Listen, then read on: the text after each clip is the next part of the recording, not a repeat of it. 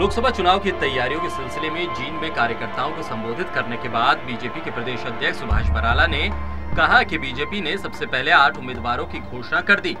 इससे साफ पता चल रहा है कि बीजेपी फ्रंट पर खेल रही है और पूरा विपक्ष डरा और सहमा हुआ।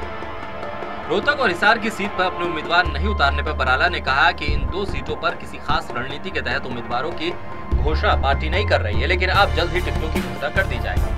जिस राजनीतिक दल ने सबसे पहले 8 सीटों की घोषणा कर दी हो और रणनीतिक रूप में 2 सीटों को बचा करके रखा, उसके लिए कहते हैं कि आप घबरा करके तो नहीं किया आपने।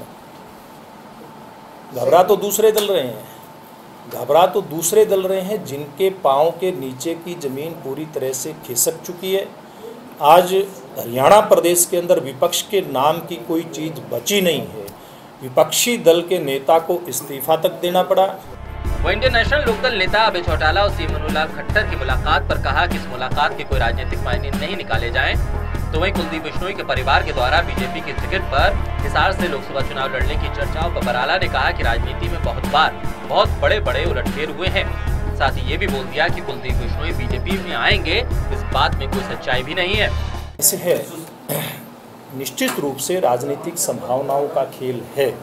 पूर्व में भी ऐसे बड़े हरियाणा में काम हुए हैं, राजनीतिक घटनाएं इस प्रकार की हुई हैं, लेकिन इस बात में कहीं कोई सच्चाई नहीं है कि आप जो लोग नाम ले रहे हैं उनके मन में भी किस प्रकार की बातें होंगी, क्यों भारतीय जनता पार्टी के साथ आकर के वो चर्चा कर रहे होंगे, क्यों मुख्यमंत्री जी से मिल रहे होंगे। ये उनके मन का भाव दिखाता है कि सब लोग डरे हैं, सहमे हैं। सुभाष बराला ने विपक्ष पर हमला करते हुए कहा कि हरियाणा की सभी विपक्षी पार्टियां दिल्ली में बैठकर महागठबंधन बनाने की बात कर रही हैं, क्योंकि उनको डर है कि सभी पार्टियां एक मंच पर नहीं आई तो बीजेपी 10 की 10 लोकसभा सीटें हरियाणा से जीत जाएगी। जींद से रमेश सिंह रोहा की रिपोर्ट।